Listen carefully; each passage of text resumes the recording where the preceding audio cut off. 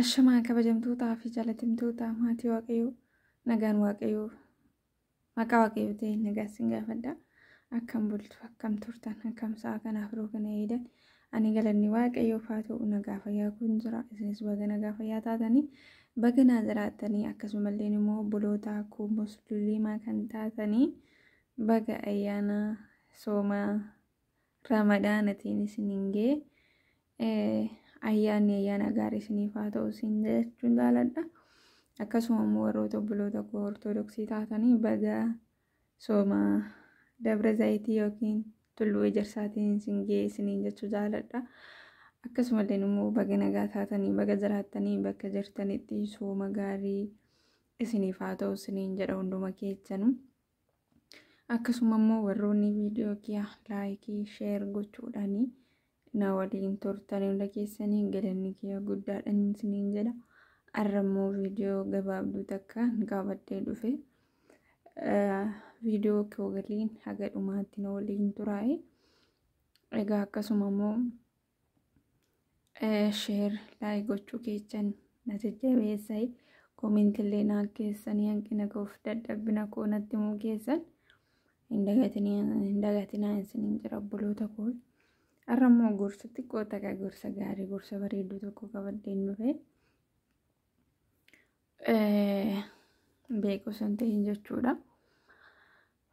Innis maal jedhaa yeroo hojii qabnutti yoo hin hojjenne yeroo kufluu qabnutti boossa jechuudha.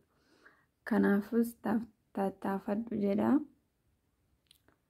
Nama si sobu maaliif akka si sobu hin gaafatin. Sababni isaas gaafii kee deebisuuf soo biraa waan sirra siif uumuuf jechuudha. Gaarummaan ati har'a hojjettu galaa keef boruu siif ta'a. Kanaaf jallina lafa kanaa kaa'iiwwan gaggaarii qofa facaafadhu. Gaafa ol baatu warri sii gadi hin dagatin. Sababni isaas gaafa gadi buutu isaanuma deebitee argatta waan ta'eef.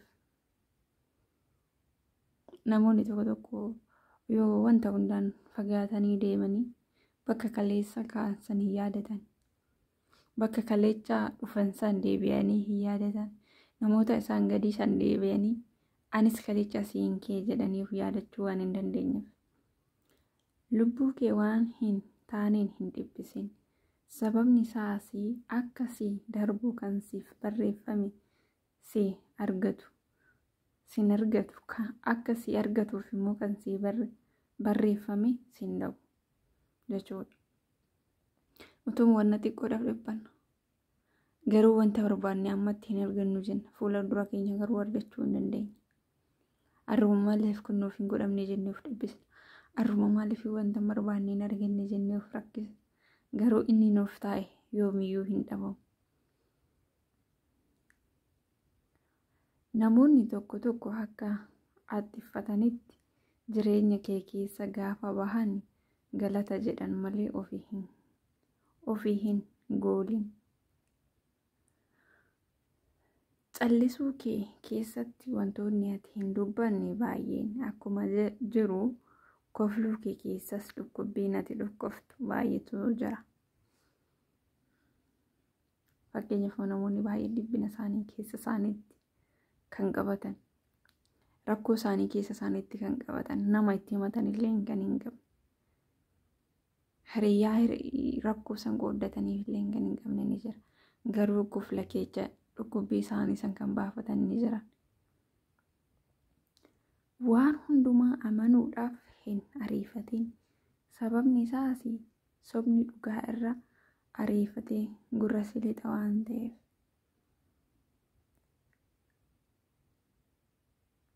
Wanna hin argine tokko amanuudhaaf yookiin immoo murteessuudhaaf osoo ariifachuu baanne gaariidha.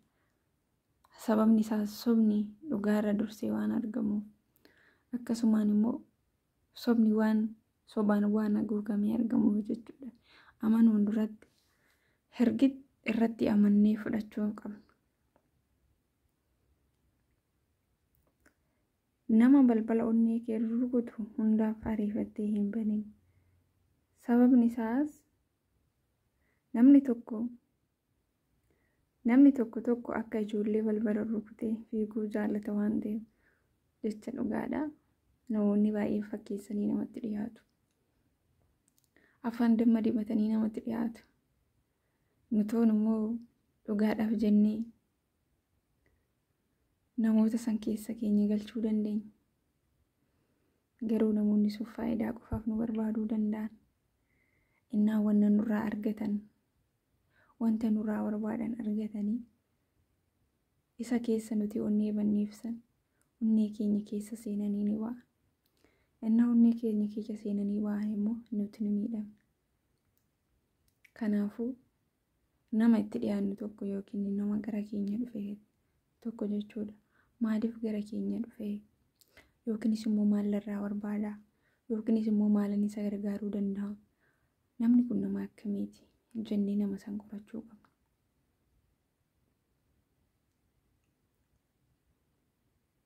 Namni kan sitti hin hinaafne gaafa ati rakkatte qofaadha. Gaafa milkaa'inni kee baay'atu hinaaftuun kees lakkoofsa danuudha. Kanaaf hin dinqin. Gaafa ati rakkatte namni tokko iyyuu sitti hin hinaafu. Maaliif jennaan atuu rakkoo keessa jirta waan ta'eef jechuudha. Garuu namoonni akkasii immoo rakkoo keessa akka hin baanetti si ilaalan. Rakkoo ni darba.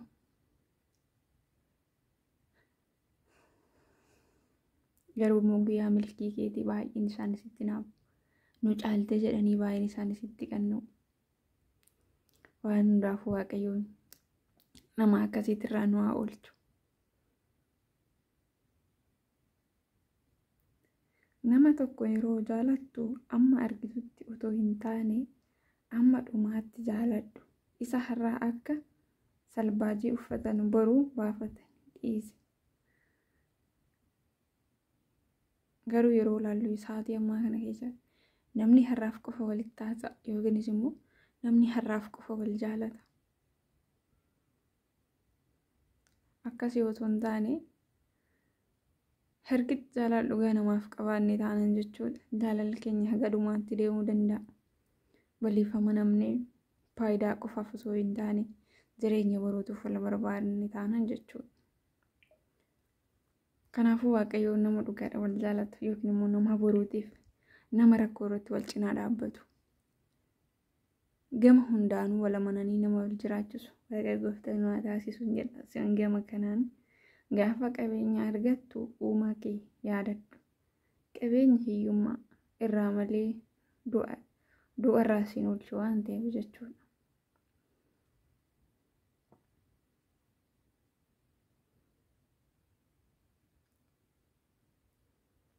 Dandeettii kee kan argisiisuu qabdu warra si dinqisiifatan otoo hin taane warra si tuffatan haa ta'u.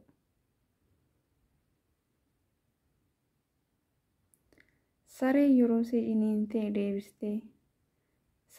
si ciniinte deebistee hin ciniintu. Akkuma kana namoota jallina sirratti yaadanis tuffadhuu bira darbi. Isaan irra wayyuu kee waan itti argisiistu jechuudha. Namoota duuba kee deemanii hammeenya sitti haasa'an yookiin immoo duuba kee deemanii si yaatan isaan irraa fagaachuu qabna. Maaliif jennaan kaayyoo keenya karaatti nu jalaa hambisa waan ta'eef jechuudha. Namoota duuba kee deemanii si haasa'an immoo ati isaan dura waan jirtuuf jechuudha. Siyaasuun isaaniitu ati dursitee waan jirtuuf jechuudha. Kanaafuu nuti immoo namoota duuba keenya deemanii nu haasa'an osoo hin taane kaayyoo yookiin karoora keenya qabannee jirurratti jechuudha. Cimnee tattaafannee kaayyoo keenya galmaa baane jechuudha. Amma yeroo baay'ee yeroo laallu keessa ijoolleen biyya alaa jira. Keessa nuti warroonni jireenya biyya ormaa keessa dhadhamaa jiru. Namoonni baay'een kaayyoo keenya karaatti bataa jira. Kaayyoo biyyaa baanillee hin dagannee kaayyoo biraa qabannee kaayyoo gufuu nutti ta'u kan maatii keenya irratti illee gufuu nu taasisaa jiru meeqa keenyatu argaa jirra amma jechuudha. Kanaafuu nuti immoo kaayyoo biyyaa baanii san qabannee yookiin immoo karoora keenya karoorfanne galmaan ga'uudhaaf jabaannee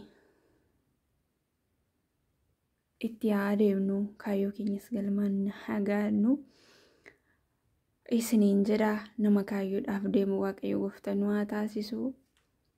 Galatoomaa. Gorsi xiyya tanuma irratti xumurama. Haga dhumaatti immoo warroonni viidiyoo keenyaaf daawwattanii galatoomaa. Naaf jiraadhaa. Naaf eebbifamaa isiniin jedha. Viidiyoo keenya like share gochuu keessaniin hin dagatinaa.